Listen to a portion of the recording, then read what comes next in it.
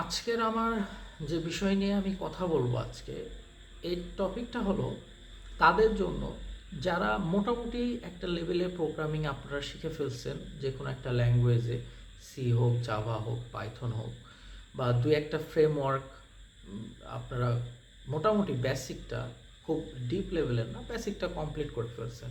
So এরপরে আপনি কি করবেন? এখানে গিয়ে সবাই বেশিরভাগই আটকে যায়, এবং আমাকে এই প্রশ্নটা আমার অনেক জুনিয়ররা করে থাকে যে ভাই, আমার তো বেসিক শেষ এবং আমি কিছু ফ্রেমওয়ার্কও পারি, তাহলে আমি এখন কি করতে পারি? আমার কাজ দরকার, আমি কাজ করব এখন। আচ্ছা, তাদের জন্যই স্পেশালি আমার এই ভিডিওটা তৈরি করা। দেখেন, আপনার যদি বেসিক কমপ্লিট হয়ে থাকে, অর্থাৎ আপনি একটা হতে পারে 6 মাস, 7 মাস বা 1 বছর ধরে আপনি কাজ করতেছেন অ্যারাউন্ড, আমি এটা ধরে নিলাম। তো এরপরে ফার্স্টলি আপনার মাথায় চিন্তা আসে যে আমি এখন ফ্রিল্যান্সার হয়ে যাব। হয়তো বা আপনি স্টুডেন্ট, এই জন্য যে আমি ফ্রিল্যান্সিং করব, এখন আমি ইনকাম করব, আমি ওয়েব ডেভেলপিং শিখে গেছি, আমি HTML CSS পারি, আমি মোটামুটি পারি, আমি ওয়েব পেজ ডিজাইন করতে পারি, হালকা ব্যাক এন্ডও কাজ করতে পারি, এইরকম। তো এখানেই হচ্ছে আপনাদের একটা বড় ভুল, এবং এই ভুলটাকে আমি ঠিক করে দেওয়ার জন্য এই ভিডিওটা তৈরি করা, এবং যা বলবো সব কিছু আমার ব্যক্তিগত এক্সপিরিয়েন্স থেকে বলবো। আমি প্রায় 2016 সাল থেকে অ্যান্ড্রয়েড ডেভেলপিংয়ের সাথে যুক্ত আছি। তো অনেক লং টাইমই এই পেশার সাথে যুক্ত থাকার কারণে আমার অভিজ্ঞতা থেকে আমি এটাকে শেয়ার করব আপনাদের সাথে। দেখেন, আপনার যখন বেসিক কমপ্লিট হয়ে যাবে, প্রথমত প্রোগ্রামিং ল্যাঙ্গুয়েজ, যে কোনো একটা ল্যাঙ্গুয়েজে আপনি পারেন, তারপরে দেখা গেল আপনি কিছু ফ্রেমওয়ার্ক পারেন।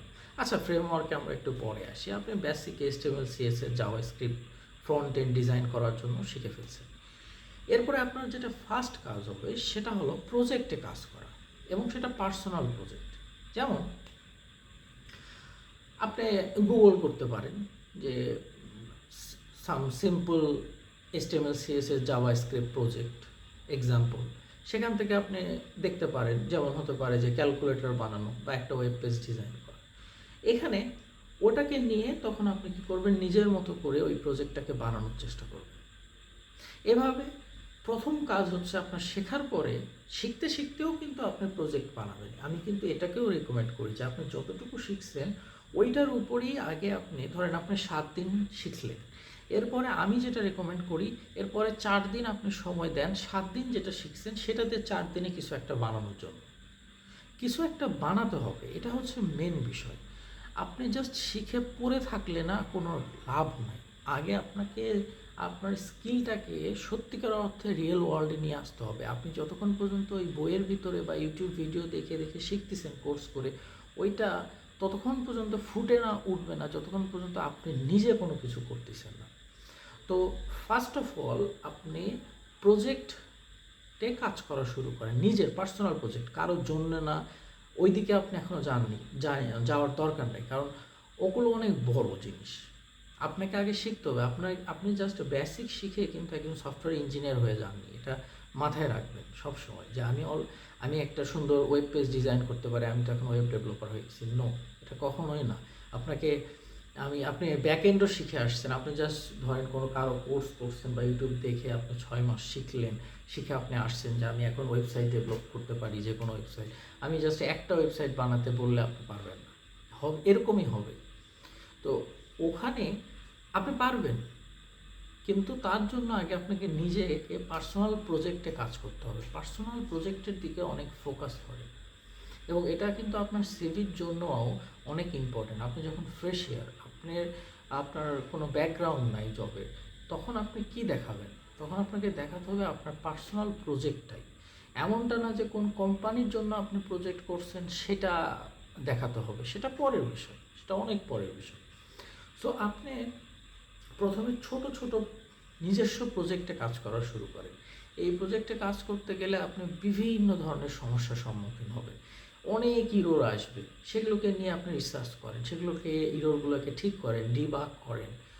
বাগ আসবে, সেটাকে ডিবাগ করেন, ডিবাগ টুল শেখেন। এভাবে কিন্তু আপনি আরও অনেক কাজ শিখতে পারবেন। এরপরে যখন আপনি নিজেরই একটা দুইটা প্রজেক্ট দিয়ে কিন্তু হবে না, আমি এখানে ক্লিয়ারই করে দিচ্ছি। আপনি যেই লাইনেই থাকেন না কেন, ওয়েবে থাকেন, মোবাইল অ্যাপ্লিকেশনে থাকেন, ব্যাকএন্ডে থাকেন, ডেটাবেস, যেটা ইচ্ছা, সিস্টেম ডিজাইন, একটা দুইটা প্রজেক্টের খেলা নয় এটা। মিনিমাম 10টা, আমি তো বলবো মিনিমাম 10টা প্রজেক্টও আপনি মানে 10টা প্রজেক্টও যদি আপনার থাকে, তারপরেও আপনাকে বড় কোনো ক্লায়েন্ট বা কেউ হায়ার করতে গেলে সে 2-3 বার চিন্তা করবে যে একে দিব কি দিব না। কারণ আপনার সাথে আরেকজন আছে যার 300 প্রজেক্ট কমপ্লিট করা, তাহলে আপনার 10টা আর 300টা, তাহলে এক্সপিরিয়েন্স কার বেশি? এক্সপিরিয়েন্স যে শুধুমাত্র বয়সের সাথে বাড়বে তা না, এক্সপিরিয়েন্স বাড়বে আপনার কাজের সাথে। আপনি 300টা মোবাইল অ্যাপ্লিকেশন ডেভেলপ করেন না কেন, এরপরে দেখেন যে আপনার গ্রোথ কতখানি হয়, আপনাকে কীরকমভাবে আপনি যে মানে ইনকাম করতে চাচ্ছেন, ফ্রিল্যান্সিং করবেন, ওকে ফাইন।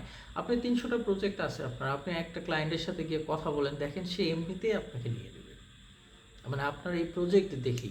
ঠিক ওই রকম আসলে 300টার কথা বলতেছি, সেটা তো অনেক বড় বিষয়, এরকম না। আপনি 10টা 15টা যে টপিক নিয়ে আপনি কাজ করতেছেন, ঠিক সেই টপিকে। আরেকটা জিনিস আমি উল্লেখ করি, যখন আপনি নিজস্ব প্রজেক্ট বানাবেন, নিজের সাথে ধোঁকা দিবেন না।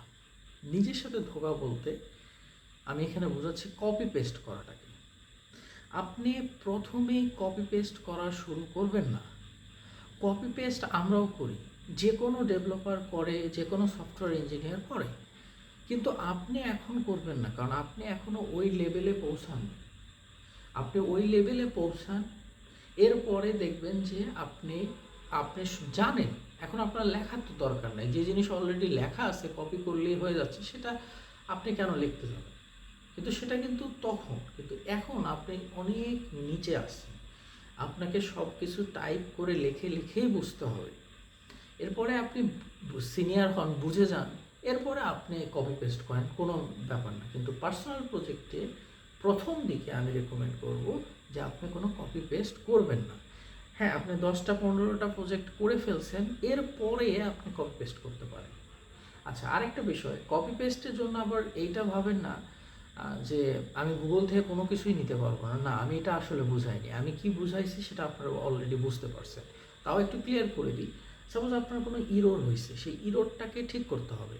এখন আপনাকে গুগলের হেল্প নিতে হবে। স্ট্যাক ওভারফ্লোতে আপনি রিসার্চ করেন, এখন তো আরও এআই টুলস আছে, গুগলের বার্ড আছে, চ্যাট জিপিটি আছে, এগুলোতে গিয়ে আপনি রিসার্চ করেন, আপনি ইরোর ফাইন্ড করেন, আপনি ইরোরটাকে বুঝতে পারবেন এবং সেটা সলিউশনটাও আপনি নিজে করতে পারবেন। এটা অনেক ভালো বিষয়, এটা আপনি করতে পারেন, এখানে কোনোই অসুবিধা নেই।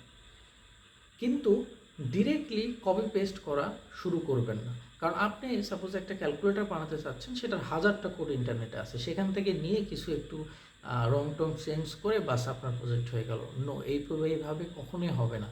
এখানে আপনি নিজেই নিজেকে পায়ে কুড়াল মারবেন।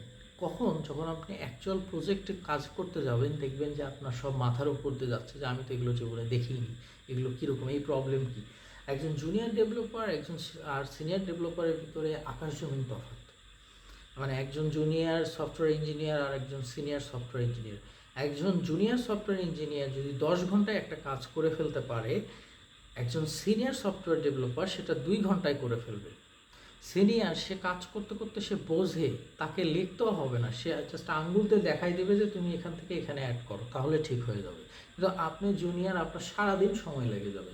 কিন্তু জুনিয়র পর্যন্ত পৌঁছাতে গেলেও তো আপনার আগে নিজস্ব প্রজেক্টে কাজ করতে হবে। আমি সোজা কথায় বলি, আপনার হাতকে গরম করতে হবে। আপনাকে বলে না যে গরম হতে হবে, চা বানাতে গেলে পানি তো আগে গরম হতে হবে। আপনি ঠান্ডা পানিতে তো আর চা বানাচ্ছেন না, আমরা খাবোও না, ঠিক আছে? তো আপনাকে আগে নিজেকে ফায়ার আপ করতে হবে।